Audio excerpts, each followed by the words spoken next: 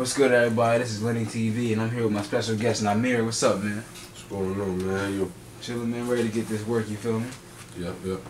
Alright, man. So in January, you were placed on this article by Rude Boy. Now, what was that about? I was trying to find it, but like, yeah, I'll just have you spill the beans about that. Yeah. Pretty much the article kind of came with like when I did the CD Classics. My bad. You good? But I did the CD Classics, and they heard like a couple of the records I put out. You know what I mean? So they reached out to me on Instagram. I think the boy's name was Mark, and he was just like, "Yo, I like your sound, and man, when you drop, like send us the link, whatever we want to post you, and we want you to be a part of our artist branding thing that we got going on. Basically, you know, like a sponsorship, they send you the clothes and whatever. Yeah. So I'm like, it's whatever. It's like a European Asian line, so it was like it was cool. They got their little magazine, like 100,000 subscribers. But that's just how that came about. Like they sent me some questions, I answered them. A couple days later, they had the feature up, and like 2 weeks later, they had sent me a bunch of clothes and all that, which is this drawing, rhythm and poetry sweater, and all that. So what was it like, you know, kind of like being partnered up with them and having, you know, just having that type of partnership? What is that like for you? Because I never like seen that out here in Delaware. Yeah, especially like overseas. Yeah, it was weird. Like, I never got into like even feeling like having sponsorships or anything like that until I moved to Philly, and I seen people around me doing it with like dancing and singing and things like that. I mean, and the girl at my leisure, I think she got like the Nike sponsorship or something. So I was seeing those things, and it was like, I wanted to get involved with that. Like, I wanted to get involved in as much business as possible. So just working with it, just doing it, it shows you a lot of what the sponsorship thing is and the doors people can open for you. Like, they gave me a lot of contacts that I probably never would have got. You know what I mean? So that was cool. I got a lot of DJ contacts, a lot of A&R contacts, and like they gave me a lot of things that made me want to say, all right, before I put out anything, let's make sure things is right, because with these contacts I can do some considerable damage. Yeah. Gotcha. Now, in your song "Rhythm and Poetry," I could tell that you were like I could feel the pain that you were like in, you know, when you were rapping that song. I love the video too as well. And you know, you mentioned that that you were mentally better than from the state of mind you were in before, like the year before. So what did you mean by that when you were mentally better? That was just basically going back to like a conversation I had with my little brother Corday. He been booked for a couple years, so like, you know, he always called me. We always talk about just life and knowledge and trying to grow and be better. And around those times, I was on my ups and downs, like mentally. I mean, I was out at the bars a lot, drinking a lot, doing a lot of bull, running around with bitches and all. You know what I mean? Just like escaping reality and not really being focused and living up to my potential and letting down the people that really care for me and believed in me, you feel me? So we used to just bust it up. Like, one day, you know, you have these conversations, it becomes your everyday reality, everyday thought, which becomes your reality. So after a while, it just gets to a point where you want better for yourself. So you start reading more, you start expanding your craft, you start being around different people, you start, you know, just a different lifestyle. And it helps you out internally and externally. So like, in that record, that's what I was basically referring to, because the line before that was me saying like, how I talked to him and my man Els, because he booked too, and it's just like, every time I talk to him, they kind of telling me do this, do that, you know what I'm saying, whatever, and now it's like, yo, because of all of this, mentally better, like, I can see myself now, I can see the world around me, I know what's real and what's fake, and you know what I mean, cut down on all the drinking and all that, and get focused. So. Cool. So you mentioned also in the song that you lost a lot of friends. Yeah. You know, how many friends did you lose, man, and how did you cope through those times? Because I know those were hard times losing somebody. Yeah, countless. Anybody that know me know the most traumatizing one was like losing my brother Ring. Like, that's what I stopped rapping after that. Like, I wasn't really putting that. No, if you look at my music, there's a gap in a couple years from like 2011, 2012 area to like now for the most part. I wasn't really doing nothing. You know what I mean? It wasn't the same. And then a lot of people, you know, as you get older, like you cope with death differently because more and more people start dying and it becomes closer to home. It start off, as you're young, it start off as like distant cousins and shit like that, or people, old heads you might see, but you can't really grasp, like, you don't really know what they meant to the city, or you can't really grasp the fact that somebody actually like killed them because of some shit that they was involved in. You know what I mean? You just, like, he just got killed. Same way with like when you're young and somebody go to jail. It's kind of like, you just went, like, you don't really grasp it, you know what I mean? As you get older though, it start being, damn, I used to kick it with you, hold on, like, damn, we was in the same class, like, damn, we was on this corner together, you know what I'm saying? So, and it's people your age and younger. And the time I moved to Philly, I think, that's when I lost most of the people at the same time. Like, that's when Bub died, Suki died, Mello died, fucking Tone died, like everybody. So I gotta hear this news. Reem died when I was right a year before I moved to Philly, but I'm getting all this through the phone, you know what I'm saying? So it's hard when people call you, yo, this happened, that happened, whatever, and I can't, like, all right, I'm on my way. You already out in Philly, you know what I'm saying? At that, you in Philly, you at work, you can't even do nothing, you know what I'm saying? So you gotta try to, you can't cope with it. You gotta just mask it and not let it show, and it makes you colder, and it makes, now when somebody dies, like when Sharon died, I felt it, but externally, it was like another one. You know what I mean? Or some callous shit. Like, it just get like that after a while. I know those are like, you know, it could be, cause I never went through a situation like you've been through, but like I can only just to imagine it. You know, it's just like, man, you know, how am I gonna deal with this? But it's like, you know, as a man, sometimes like Jay-Z said, you gotta let the song cry. And it's like, man, that's the thing, man. So my music, it comes from that type of stuff. You feel me?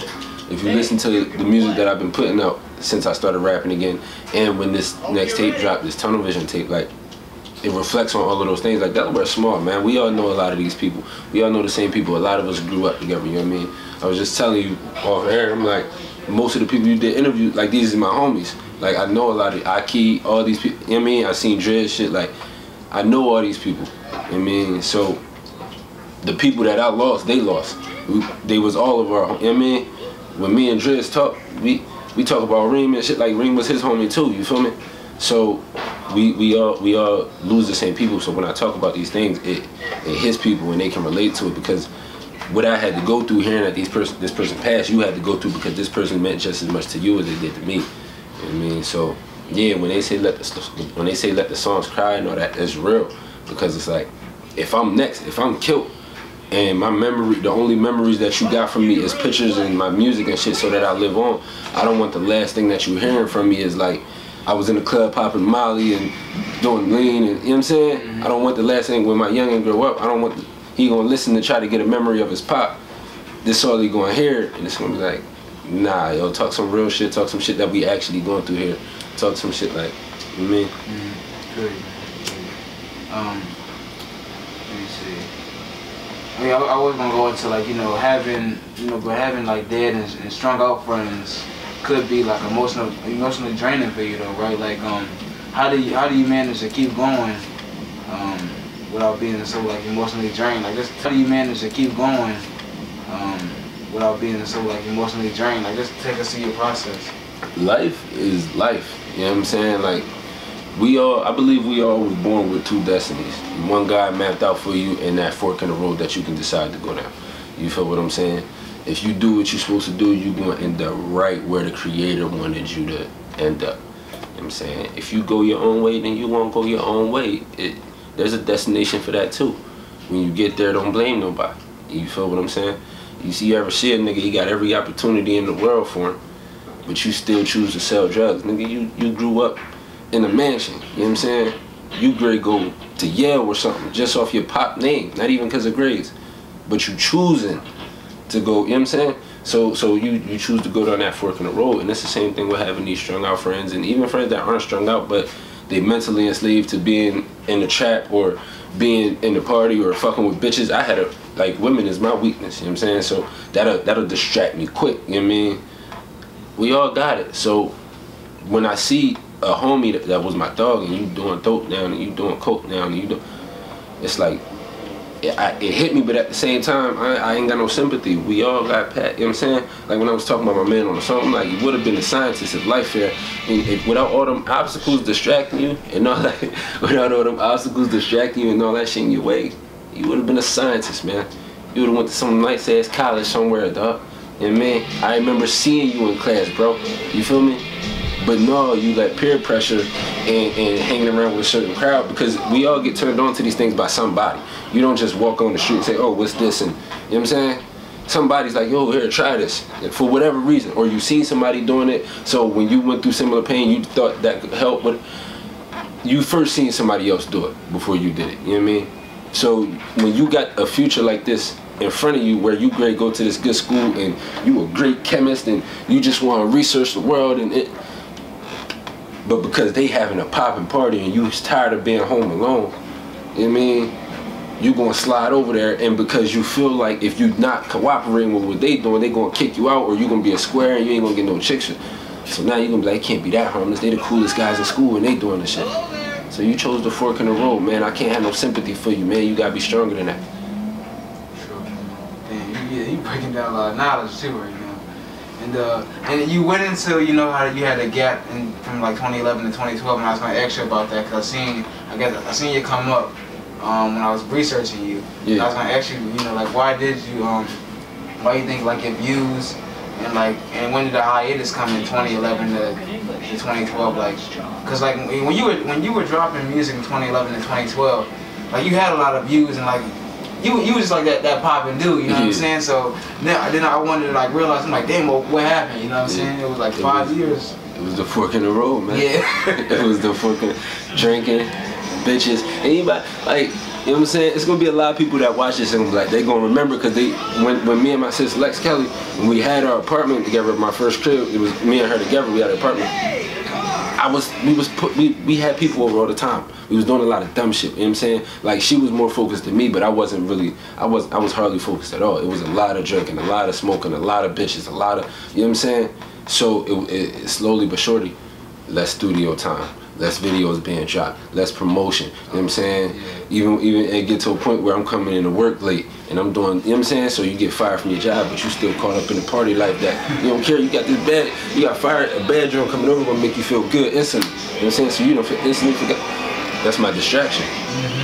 And I allowed myself to be so distracted that, not that it distracted me 4 or 5 years, but it took me 5 years to get away from that distraction and to start to rebuild things. You know what I'm saying? So, because when you're distracted, you're fucking things up. So when you go to get focused, it's a lot you gotta fix. The same way if you fuck your credit up, you can't just wake up and be like, I want good credit, and they're gonna say, all right, we'll start you over. No, now you gotta fix that shit. You gotta take the time to, you know what I mean? So that messed me up for a couple years, and it took me a couple years to really get back. Man, how old were you when you released the song "Waste Time"? Because I realized that was the song that got a lot of buzz too. Waste Time. I was fresh out of high school. Okay. When I did Waste Time. I was fresh out of high school. So probably like that. Matter of fact, the video was shot in my apartment. Okay. Like 18, right? Just hit 19, somewhere around there. Yeah. Same thing with your song "Anywhere." I've seen people really like that too. I'm just like, damn, like you really were buzzing. I'm just like, I could tell that you also had the youthful energy. Yeah. The energy like was just nonstop for you. You were just like. That's cause everybody around me was a musician, and not just like a musician, but like soon, like our regular conversation, like soon as we get in the wheel. Let me get them bars. What's going on? It was like friendly competition. You know what I mean? Like with me and Mook Menace, when we kick it, when we do songs together, it's friendly competition. Like that's my baby, and I say, yo, you killed me on that song, but I'm gonna bust your ass the next time. You know what I mean? Like, and it keep at that point in time, like at that point I didn't know Mook, but I'm just saying that energy. But at that point, everybody around me was like that. So when I made Anywhere and I made Waste Time, those was all like the same year, I think. But I was in the studio like every day, or at least 2-3 times a week. Like we driving from Delaware, I get off of school, and we jump in the car and drive to Batcave, try to make it for a 3-4 hour session. Because I was young, I had a lot of money, and I ain't had no bills at the time. Shorty wasn't born yet, and like, so it was just kind of whatever. You know what I mean? So yeah, we was just always working. So I always had that vibe, and I went when you in high school and you kind of popping, like every day at the lunch tables, everybody want to rap. And me and Reem used to rap battle. Lex would come rap and all that. So everything was always music. I'm always performing. I'm doing one show every weekend or 2 shows in a night, or I'm always doing something. And it just kept me in that element. It's all about who you're around, what you're around, the environment. Oh, and then real quick, man, from that journey though, like what was that like though? Cause you started, like you, Mook, and you guys started before I say like that Delaware wave started. Like when I say the Delaware wave, I mean and when everybody just started rapping and they see other people rapping. You guys were rapping in the era like where like I want to say Shiz Nitty era. To be honest, I don't even think that's the case. Cause what made me start rapping was the people older than me that was already doing it. Like when I first even got into underground rap, I got into underground rap just from like Reed Dollars and Meek Mill and shit. But when I got into Delaware underground, it was more so like I was listening to a lot of Geno. I was listening to a lot of Trap Boy Dubs and shit. You know what I'm saying? I was listening to a lot of the Castle rappers. Like Suki was rapping before me, Tone Dice, Ock, Hella, like Doobie Keys. Like these guys had hits on our street. Yeah. You know what I'm saying? In Castle, they had hits. And every time we went to a party out Castle, which was like every weekend, twice on the weekends, Friday and Saturday, their songs was rocking through the parties. You know what I mean? And when you just starting to rap, like that's what you want. Like you want to go to the house party in your neighborhood and everybody know the record. And when it drop, it make the whole party go up. I mean, so when we started rapping, I think it was a Delaware wave. It's just that this little generation don't really know about it because one, it was before like YouTube was really, you know what I mean, and it wasn't like all this Instagram and all this social media. It just exposes a lot more, so it wasn't as much exposure. And two, they don't care to really research that far in the past. It's not the same sound. To them, that's that old school '90s sound, like, you know what I mean. Yeah. So they don't even care. You know what I mean, so yeah, I don't think we started anything.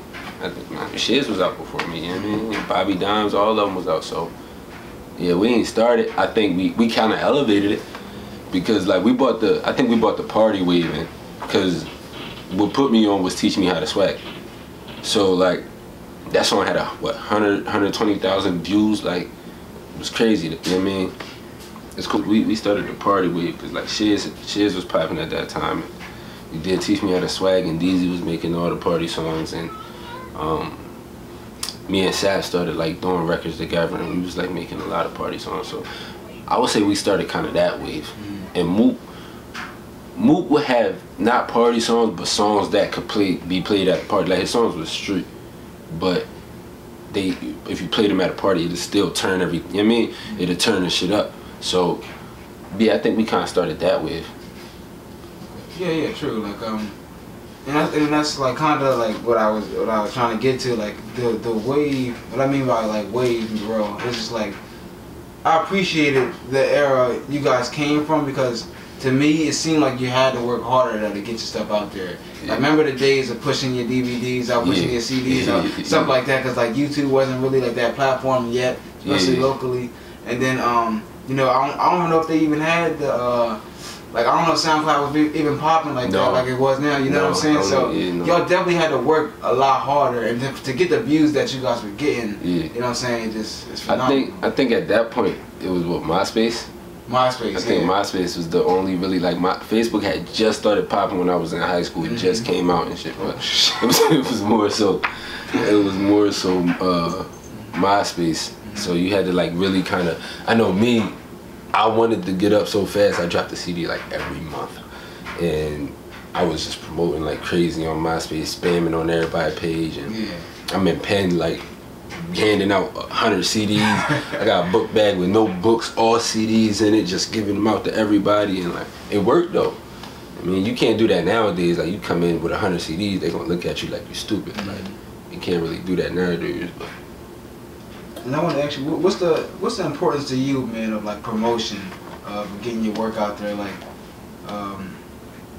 what's your process like? Is the promotion part the most important, or is it the quality of the music? Like, what's the most important part to you when it comes to getting your music out there? I gotta promotion is not to me. I gotta get into that. Like, everybody's been trying to get me into learning how to promote myself and market myself. I'm just a very private guy, so I really kind of, like, I got social media, but I don't really post like that. You know what I mean? And if I do post, it's like little, like, I'm a private guy. You know what I mean? So it's never really promotion. And honestly, I'm not one of those artists that, not to say I'm not as dedicated, because anybody that know, I'm the most dedicated to this shit. I've been doing this since everybody else wanted to do ever shit. You know what I mean? But I don't even write every day. I don't record it. Like, my process is more so just live life, and when those words start flowing, let them words flow, and don't put no bars on. You know what I'm saying? Like, when I say don't put no bars, I don't mean like lyrical bars. I mean like, don't put no limits on it. I mean, when what you want to say comes to your mind and it just start flowing, write that shit down, or just go straight to the studio and don't say, nah, I can't say that, it's too touchy. Nah, I can't say that, it's not really this. Nah, man, say what's on your chest and don't force your hand. So, like, I just live, and then when it's time to write, I'll go record 100, 200 songs, and then won't write or record nothing for another 3 to 4 months. I mean, when I go to push it out, the promotion and the way that it's released just depends on what it is. Is it a single that's going, is it going to go on a CD, or is it just going to be a single? Am I going to do a video for it or no? Or do I really want this joint to be heard, or is it just some shit that I like to have in the tuck? So if you really researching me, that's a nice little gem in the dirt right there. Like, how do I want this record to come across? So my process just changes, and I think everybody's process changes. Are you good friends with Paulie De Niro? I don't remember. I don't remember. I gotta say don't remember, because I was fucked up and mostly every day in past years. So I don't remember meeting him in person. So I can't say I'm good friends with him, but I fuck with boy. I like his grind. I like anybody that grind. You know what I'm saying? So I fuck with you off of that strength. He really grind, he really hustle. He promote himself. You can't hate on somebody that wants something better. I am good friends with, I do know his girl though. I knew her from like years back. We used to all kick it. She was a cool person, like always genuine, always held it down. And the company she kept was always good people. So it's certain things that would make me say, all right, that alone is like, all right, I fuck with you because I fuck with your homie. You know what I'm saying? And I fuck with your grind. So, and he always showed me love. So, you know, I always show that love back. He a cool boy in my book, but yeah, I don't remember meeting him in person. Gotcha. And I also saw that you were like a fan of Dick Gregory, like I am. Like, how did Dick Gregory like impact you? Yeah, I got into Dick when living in Philly. One of my best friends was my roommate.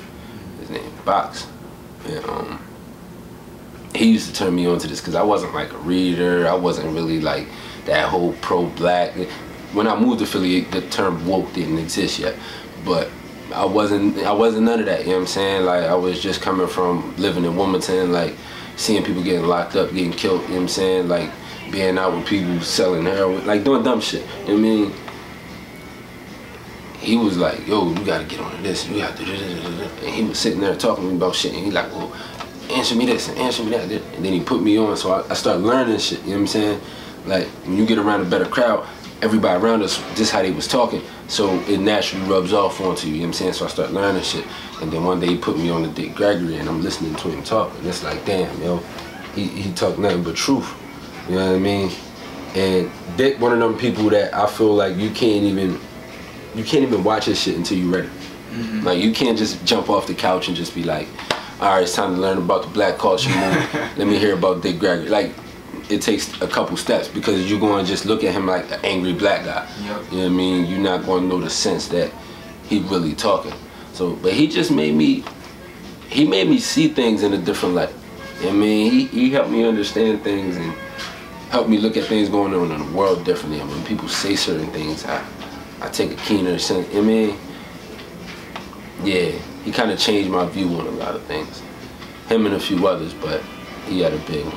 Yeah, I feel you, man. When he passed, I was just like, that definitely took a toll on my week, just like you. Yeah, man. When he passed, my pop called me like if one of our relatives passed. You know what I'm saying? Like, he was that impactful in the crib. Yeah, exactly, man. And you know, recently on Facebook you said, I wonder if it was recently or probably not, but you're gonna remember this post probably. On Facebook you said the funny thing about support nowadays is that it only takes a couple of them taps. All you have to do is tap your thumbs like 3 times and you supported someone. That's why I love it. So were you saying like that's why you like love social media because of support, or like just going to that? Both. I love social media for that. Social media made everybody want to be entrepreneurs, and I think that's not acknowledged enough in our generation. Our generation got a lot of fucked up things going along with the drugs and the pregnancies and all the bullshit, the violence, the kids dying and all that. But one thing I always give our generation credit for, nobody want to work for nothing. Nobody. You know what I'm saying? Nobody trying to go, you know, the rules back in the days was you grow up, you go to college, you get a nice job at a nice law firm or something, and you just like Mook said on his interview, you make your money and you shut up. You know what I mean? They try to get new rules out here, and I like that. And I guess a lot of it came from the entertainers and the athletes and all that, or whoever it may be. But a lot more chicks want to sell hair than sell ass. You know what I'm saying? Gotta give them credit for that. You know what I'm saying? A girl Demi that I went to school with opened her own hair salon. You feel what I'm saying? Like, I'm not saying social media is the pure cause, but I'm saying social media helped open doors to give people that way of thinking. But social media opened them doors to give people that way of thinking of like, yo, I don't have to work this 9 to 5. You know what I mean? My man Kev got a car dealership. These is people that's my age and under. I'm only 24. These are people that's 21, 22, 23, 24. At 24, you don't work for nobody. Like, that's so normal that if you 26, 27, people call you an old nigga. You know what I'm saying?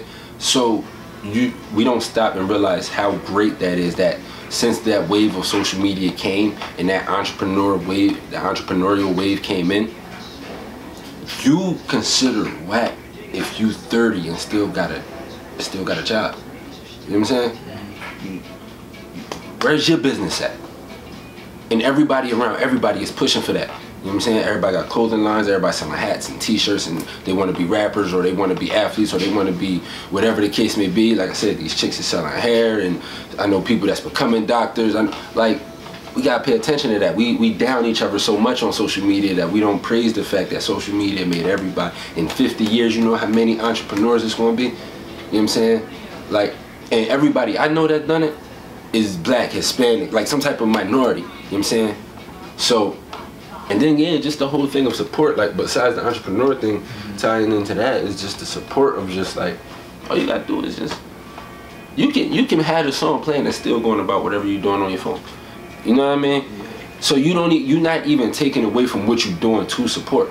It's not like before where you gotta like, you gotta go out, buy the CD and do all, like, dog, you right on your phone, open another page, click play. Excuse me. Open another page, click play, go right back to what you're doing. You know what I'm saying? So I love that. I can support every Delaware artist because I love support. So I can support every Delaware artist. All you gotta do, send me the link. I click play. I'm on my phone anyway. You giving me music listen, that's fine. And if you hot, you probably fuck around, be the next Kendrick, be the next Drake, be the next Big Sean. You know what I'm saying? Nobody know. And you don't know. Like, so yeah, it's so easy, man. And I don't understand why. I'm not even gonna say people don't support, because I don't even know where that comes from. Honestly, that whole Delaware, I don't even know where people come up with that idea. Supporting is easy, man, and I see everybody supporting everybody. Yeah. I think it comes from some entrepreneurs, like not all, but like some. Let's say like a couple girls that got clothing line, and they'll realize like if they have a show out in Delaware. Or if they say like, hey, I just got my clothing line, they post it on social media, people like, yeah, they'll like it like you said, but they don't click the buy button. But if they go, you don't got nothing they like. True, and then, but if they go to New York, do the same thing, they'll probably get about 200 sales. They go to maybe they got shit they like. Philly or Baltimore, same thing. So like I think a lot of entrepreneurs I talk to that say that they deal with that situation. It's like they don't get the buys in Delaware, but they get the buys out of Delaware. Girls that own lip gloss, anything, but it's. I mean, but is that always? First off, How much promotion do people actually do in Delaware outside of your friend group? People promote to their homies. So if you want to say people don't support, say your homies don't support. Most times when you promoting on social media, you promoting to your homies. I barely see anybody pay for the Instagram sponsors. I barely see that. I see you keep promoting it, posting it on your page, so the only people seeing it is the people that's following you. That's your homies. So if you only supporting to your homies, then jump on social media and say my homies don't support.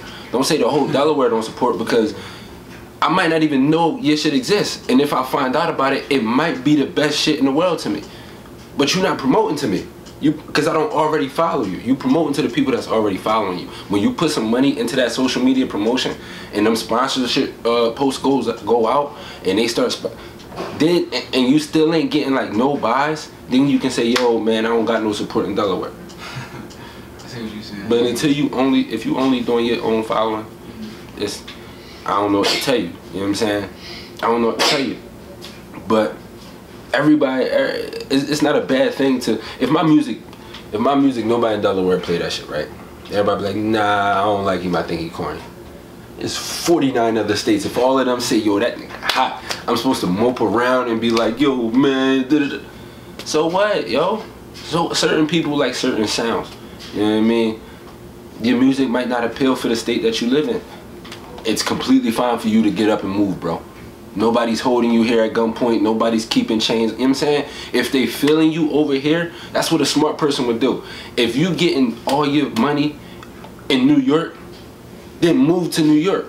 You know what I'm saying? If you getting all this love in Cali, move to Cali. If you getting all this, I know a nigga, my nigga was getting mad love, and I think what was the spot? It was the weirdest spot that I never would have imagined a nigga from the hood moving to.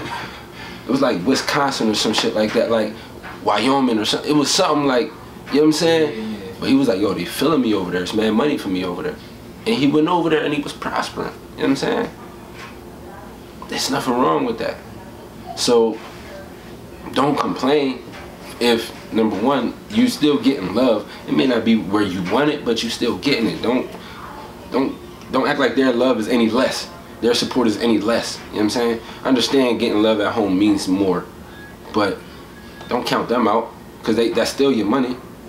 I mean, so go where the money at, man. And if you're not promoting outside of your friend group, don't say everybody don't support it, because everybody don't know about you.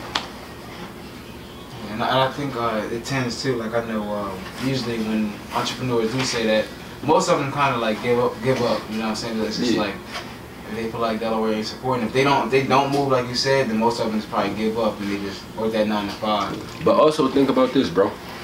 This entrepreneurial wave been going on for what, 2-3 years now? Yeah. So a lot of these people is 2-3 years into their business and then they quit. You know what I'm saying? Hova ain't even get to where he wanted to be musically. He had to put Reasonable Doubt out twice. You know what I'm saying? Most people would have quit. This is where that few and far between come in, that 1% or that 5% of people that actually succeed in this independent shit, and people that end up working a 9 to 5. Because it's like, as soon as adversity come, or as soon as you don't get the results that you want in the time frame that you want, you ready to quit. You ready to take the easy route. 9 to 5 is the easy route. Honestly, to a degree, I think college is the easy route if you going just cause. You know what I'm saying? If you going just cause, it's the easy, you taking the easy way out. Give it 10 years, man. You know what I mean? It's 10 years gonna pass anyway. So you gonna give your dream 3 years and quit and then work for somebody else for 15 years. It don't make sense. You know what I mean? It don't make sense. Give your dream at least 10 years. If you give your dream 10 years of everything you got, everything, not $5 here, $10 there, no. If you put hundreds of thousands of dollars into your dream over the course of like 10 years, and you say, yo, I'm ready, I'm done, then I can respect it. You know what I'm saying? Come over here. You alright? Yeah, but yeah, right. so I seen the same thing, you know, with Steve Jobs, Bill Gates, and Walt Disney. Like they just kept on working, and like even if they had failures, people turned them down. Yeah. They worked for like 20, 30 years until somebody finally picked up their work, or until they just made it pop themselves. Exactly. That's what it's all about. Yeah, just making it pop yourself. Think about J. Cole. Like, people would have quit if they lived the same story J. Cole lived, because J. Cole sat outside of the studio waiting for Jay-Z for hours on end to give him beats for Blueprint. I think Blueprint 3 or something like that. One of them CDs. And Hov turned it down. You know what I'm saying? Most people that went home and said, man, I sat out there for hours. I got my CD right in his hands, and he threw my shit away. You can't tell me I didn't do everything I could. I'm quitting. I'm done. It's not meant for me. You know what I'm saying? And they would have quit. J. Cole kept going. Next year, he signed as a rapper and on the Blueprint 3 rapping. You know what I'm saying? And now you a success. You feel me? Even if you listen to the song Let Nas Down, when he first signed him, it took a while for his album to come out because he couldn't get a radio hit. It was a while before Workout came out. It was like 3 mixtapes before Workout came out. You know what I'm saying? He was signed for a couple years. Niggas take that same route and put themselves in that equation, most of them would have quit. I kept going, he threw my shit away, I kept going, he signed me, I can't get a hit, he about to drop me, I quit, man, I'm great, just go get a job. Like, you gotta keep fighting through adversity, you know what I'm saying? We the smallest state in this joint, or the second smallest state, something like that. Within 3 years of you working towards your business, if you got 100, 200, 1,000, whatever, it's progress. Everything is progress, you know what I'm saying? You mad because you giving up because you ain't conquered one state in its entirety when you still a baby in this entrepreneurship? Come on, man. I don't never complain about not being popping. I don't complain about not getting views. I don't complain about none of that shit. It happens when it happens. Until then, you just keep grinding. It may never happen, but you never know. You know what I'm saying? Your next record can be that record. Hit Boy was great, quit, and then a couple months later, they bought Niggas in Paris. I don't understand. Y'all not really about this. Y'all just doing it for the attention. Yeah. You know what I'm saying? You want this shit just to say you had it. You don't care if it really sustains or not. And I heard a couple veterans like yourself when they talk about the they're not like talking about the young people in the game, but they just feel like a couple of people they listen to out here, like locally, that they effing up the game because they say they're probably just messing up the game because they're not rapping for the love or the passion, they just rapping just to fucking rap. So how do you feel about that? I think that's let these young guys have fun, man. Like, so what about what they rapping for? So what? Everybody don't hustle for the same reason. Everybody don't sell drugs for the same reasons. You know what I mean? Worry about yourself. Like, I'm not looking at nobody. Like, I may not like all of the music. I don't have to like it all. You know what I'm saying? I like a lot of it. You know, everybody, in my opinion, ain't quote unquote talented, but that's my opinion. I mean, people don't think I'm talented. It's everybody's opinion. But as far as why they doing it or if they fucking it up, ain't nobody fucking nothing up for you but you. You know what I mean? It could be however many rappers out here. It's always been that many. Again, it's just social media giving more exposure. And if somebody living life and they young and all their friends is rappers and they just want to be drunk and jump on the track and say, let them fucking do their thing, man. Let them do their thing. Let them have their fun. If what they said, if it was just some bullshit because they was playing around and it just happened to become a hit, fucking well. Oh well, yo. Like, keep doing your thing. You know what I'm saying? I don't like. That's whack, yo. For real. That's whack. Yeah, let these young guys do their thing. Let everybody do their thing, man. Nobody's fucking nobody money up. Nobody's fucking nothing up for nobody except for the people and their lack of effort. Period. You want a few people that put it out that way too. That's crazy. Man, that shit dumb. Like, there's too many rappers out here. Man, that mean I think you finding out. I think people lose confidence in themselves when they say that. Cause LeBron ain't saying like, there's too many basketball players out here, man. Y'all fucking it up for me. Too many stars. Y'all fucking it up. Steph Curry not like, y'all putting too many stars on my team. Y'all fucking it up for me. No. You know you nice regardless. It don't matter who on the squad. It don't matter who around. It don't matter who else trying to do what you trying to do. They can't do it like you. You know what I'm saying? Period. Everybody in the game trying to shoot threes. Ain't everybody ain't Steph Curry. You know what I'm saying? Like, everybody want to be rappers, but y'all ain't Jehovah. So, it don't matter. If you great, you gonna be great regardless. And only, I low-key want to say that's a sucker's mentality, but it's not a sucker's mentality. It's a quitter's mentality. It's too many people. It's fucking it up for me. I don't want to do it no more. It's a quitter's mentality. That shit amp you. It's more competition. You better step your shit up because there's a lot of niggas coming for your spot. Period. what I'm saying? Every time I see Talk Heavy, that's my little cousin. Every time I see the nigga, we go bar for bar. You know what I'm saying? Not on no competition shit for real. It's just iron sharpen iron. You know what I'm saying? Family reunions, it don't matter. Christmas time. If I see you at grandma's crib, let me get some bars, cuz. And we iron sharpen iron, my nigga. I'm not like, yo, you stealing my shine, man. I was rapping for... Come on, man. You know what I'm saying? Yo, that song you did was ill. I'ma kill that shit. Same way I said me and Mook do. I mean, that's all that is. People just can't take it. Y'all ain't war ready. Y'all thought it was gonna be an easy path. I mean, nah, it's competition out here. If you're not with it, don't complain. Shut up. Keep it moving. We don't care.